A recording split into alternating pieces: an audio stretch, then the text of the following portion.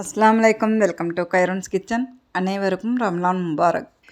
நீங்கள் இப்போ பார்த்துட்ருக்கிறது வீக்கெண்ட் வீடியோ தான். சாட்டர்டே நான் எடுக்க ஆரம்பித்தேன். மார்னிங் 3 என்னமோ அந்த மாதிரி எடுக்க ஆரம்பித்தேன். சஹருக்கு எந்திரிக்கிறோம் இல்லையா, அப்போ இருந்து நான் எடுக்க ஆரம்பிச்சிட்டேன். சஹருக்கு எந்திரிச்சு தஹஜத் தொழுகை முடிச்சுட்டு பாலக் பன்னீரும் ரெடி பண்ணேன்.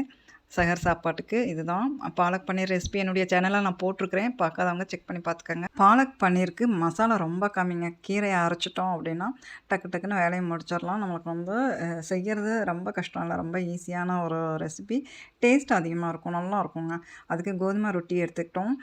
ரைஸ் எல்லாம் குக் பண்ணல, ஏன்னா பாலக் பன்னீருக்கு கோதுமை ரொட்டி காம்பினேஷன் அருமையாக இருக்கும். எங்கள் ஃபேமிலி ஃபேவரட் ரெசிபி இது. ரைஸ்க்கு சூட் ஆகாது பாலக் பன்னீர், அது ரொட்டிக்கு தான் நல்லாயிருக்கும். சஹர் முடிச்சுட்டு ஃபஜர் தொழுகைக்கும் சஹருக்கும் நடுவில் கொஞ்சம் கேப் இருக்கும். அந்த கேப்பில் ஒளி செஞ்சுட்டு உட்காந்து ஓதனோன்னா ஃபஜர் பாங் சொல்லிடுவாங்க, தொழுதுக்கலாம் அப்படின்ட்டு.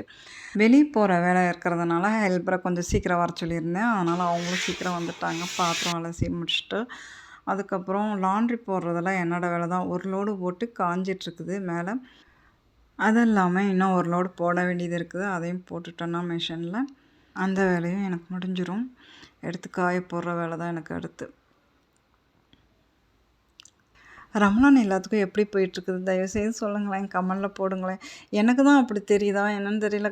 கடன்னு ஸ்பீடாக போகிற மாதிரி இருக்குது. ஓதி தொழுகிறதுக்கு தான் டைம் இருக்குது, வீட்டு வேலை செய்கிறதுக்கு டைம் இல்லாத மாதிரி இருக்குது. எனக்கு என்னமோ எதையுமே அவாய்ட் பண்ண முடியாது இல்லையா. நம்ம இபாதத்து முக்கியம், அதுக்கு தகுந்த சகர் சாப்பாடு ஆகட்டும், இஃப்தார் இதாகட்டும், எதாக இருந்தாலும் நம்ம செய்யணும். அப்படிங்கும்போது டைமவே காணும். என்னடா வேலை செஞ்சோம், இவ்வளோ சீக்கிரம் போகுது டைம் அப்படிங்கிற மாதிரி இருக்குது எனக்கு.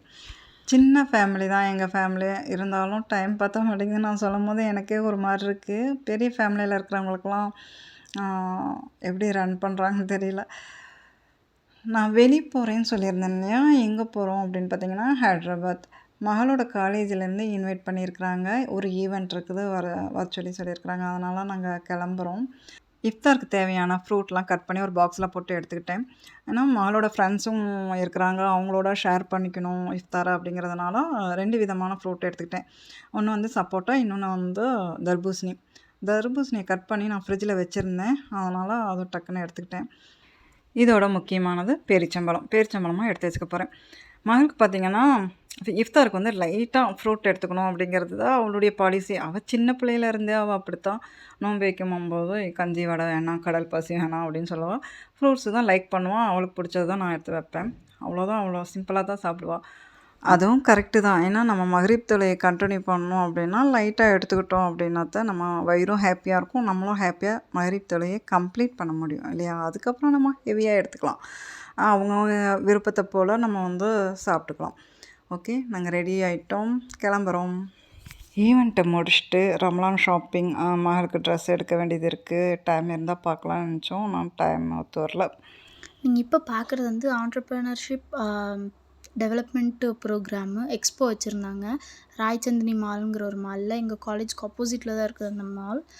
அது வந்து இந்த ப்ரோக்ராம் என்ன ஆகும்னா எங்களுக்கு ப்ராக்டிக்கலாக யூஸ் ஆகும். அதாவது சேல்ஸு, லாஸ்ட் டைம் வந்து இண்டஸ்ட்ரியல் விசிட் இருந்துச்சு. அதில் என்னாச்சுன்னா நாங்கள் இண்டஸ்ட்ரியை டைரெக்டாக விசிட் பண்ணி கொஷின்ஸ், டவுட்ஸ் கிளியர் பண்ணுறதுக்கு யூஸ் ஆச்சு. இப்போ வந்து எங்களுக்கு இந்த முன்னாடி நீங்கள் பாட்ஸ் பார்த்தீங்களா, அதைத்தான் சேல் பண்ண சொல்லியிருந்தாங்க. எங்களுக்கு கஸ்டமர்ஸ் கூட இன்ட்ராக்ட் ஆகிறப்ப நிறைய கற்றுக்கிட்டோம்.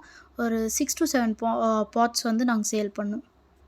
நைட் டின்னருக்கு வந்து நானும் ஜியும் வந்து காலேஜ் பக்கத்தில் இருக்கிற ரெஸ்டாரண்ட்டில் சாப்பிட்டுட்டு இருந்தோம். மகளை விட மாட்டேன்ட்டாங்க. நான் மகளை கூப்பிட்டதுக்கு மேடம் என்ன சொல்லிட்டாங்க, பிரின்ஸிபால் மேடம், நாங்கள் தாவத்து கொடுக்குறோம் ஸ்டூடெண்ட்ஸ்க்கு, எங்களுக்கு சேல்ஸ் பண்ணி கொடுத்தாங்க இல்லையா, அவங்களுக்கு வந்து நாங்கள் ஒரு ட்ரீட் கொடுக்கணும் அப்படின்னு சொல்லிட்டு மகளை விடலை அவங்க. ஓகே, ஸ்டூடெண்ட்ஸோடு உட்காந்து சாப்பிட்டோம் அப்படின்னு சொல்லி நாங்களும் விட்டுட்டோம். ஆனால் பலமான தாவத்து கொடுத்துருக்குறாங்க, வெஜ் அண்ட் நான்வெஜ்ஜில்.